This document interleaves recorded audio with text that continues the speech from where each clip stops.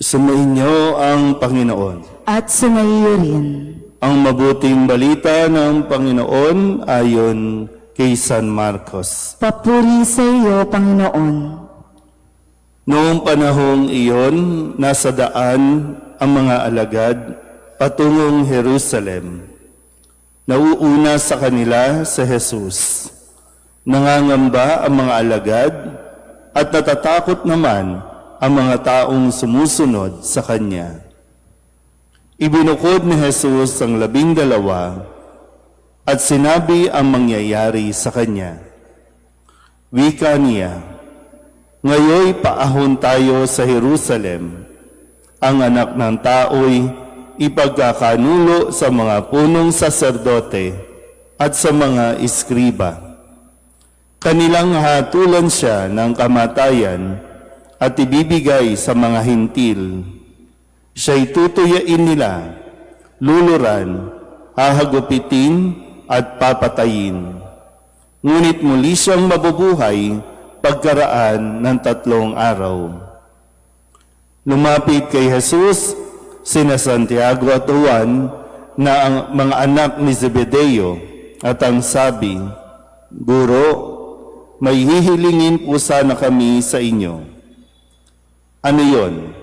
tanong ni Jesus. Sumagot sila, "Sana'y makaupo kami katabi ninyo sa inyong kaharian, isa sa kanan at isa sa kaliwa. Hindi ninyo nalalaman ang inyong hinihingi," sabi ni Jesus sa kanila. "Mababata ba ninyo ang hirap na babatahin ko? Pabibinyag ba kayo sa binyag na daranasin ko?"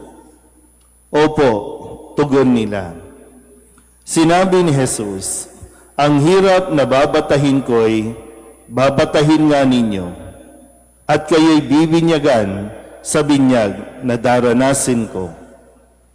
Ngunit wala sa akin ang pagpapasya kung sino ang mauupo sa aking kanan at sa aking kaliwa. Ang mga luklukang sinasabi ninyo'y para sa mga pinaghandaan." Nang marinig ito ng 10 alagad, nagalit sila sa magkapatid. Kaya't pinalapit sila ni Jesus at sinabi, "Alam ninyo na ang mga itinuturing na pinuno ng mga hintil ay siyang pinapanginoon, at ang mga dinadakila ay siyang nasusunod. Ngunit hindi ganyan ang dapat umiral sa inyo. Sa halip, ang sino man sa inyo ang ibig maging dakila ay dapat maging lingkod.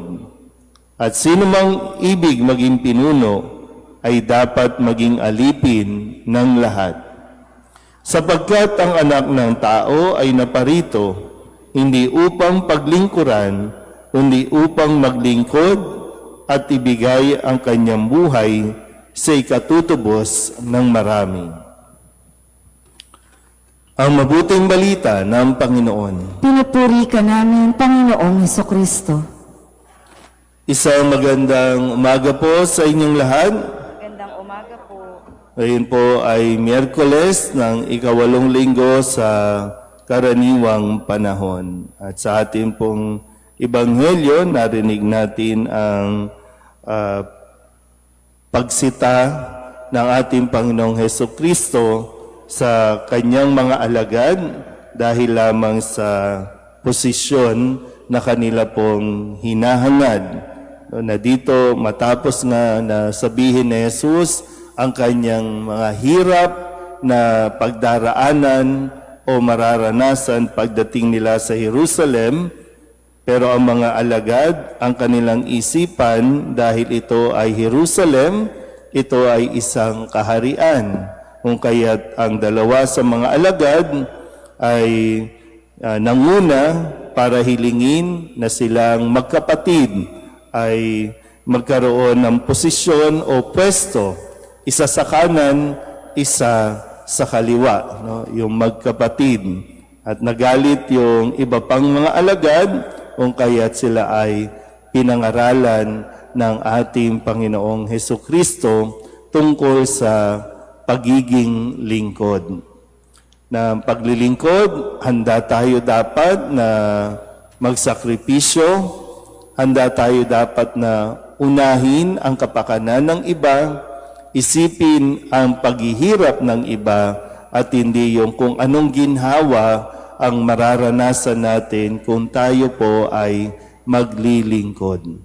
Na siyang magandang paalala sa atin lahat, no? Kaya sa ngayon talagang bagamat marami tayong mga naririnig sa Senado natin, sa Kongreso natin, ng mga nagko-quote ng mga Bible verses, pero sadyang hindi lubusang naiintindihan, at sana hindi yan mangyari maging sa loob ng simbahan.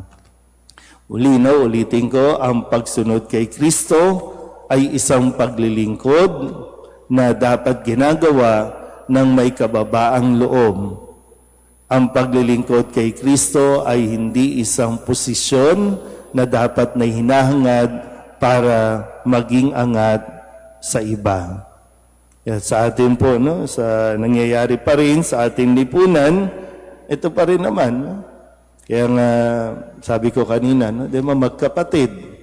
Ilan bang magkakapatid ang nandiyan dyan sa politika natin? Marami, hindi lang dalawa. Marami na ayaw nila na payagan na magkaroon ng anti-dynasty law. Kasi sila-sila na lang. I'm sure, naranasan niyo yan. Simula pa nung bata kayo, sila na yung naririnig ninyong pamilya na naglilingkod, pero yung pamilya lang naman nila ang umaasenso, ang umaangat, pero ang mismo mga bayan ninyo, ganun pa rin. Lubak-lubak pa rin. Diba? Ang mga daanan, pag umuwi kayo sa probinsya, may nangyari ba? Pero pareho pa rin naman tao. Yun pa rin naman yung kanilang hangad. Kaya nawawala yung kanilang pag-unawa. Ano ba ang paglilingkod? Kaya nga lagi, kapag nangangampanya, ang sinasabi kami ay lingkod bayan. Pero ang katotohanan, kami ang inyong paglilingkuran. Mahalaga po na makinig tayo sa pangaral na itinuturo ni Kristo. Ito naman ay bahagi ng training na ginagawa ni Jesus sa kanyang mga alagad dahil eventually ipagkakatiwala ito ng Panginoong Jesucristo sa kanila. Ang simbahan ay ipagkakatiwala sa kanila.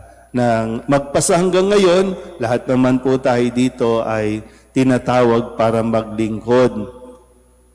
Pero nawa, manatili tayo doon sa prinsipyo, manatili tayo doon sa pananaw na itinuturo ni Kristo. Ang gustong maging lingkod, dapat ay marunong maging, ang gustong maglingkod, dapat ay inuuna ang kapakanan at kaligtasan ng kanyang mga pinaglilingkuran. Amen.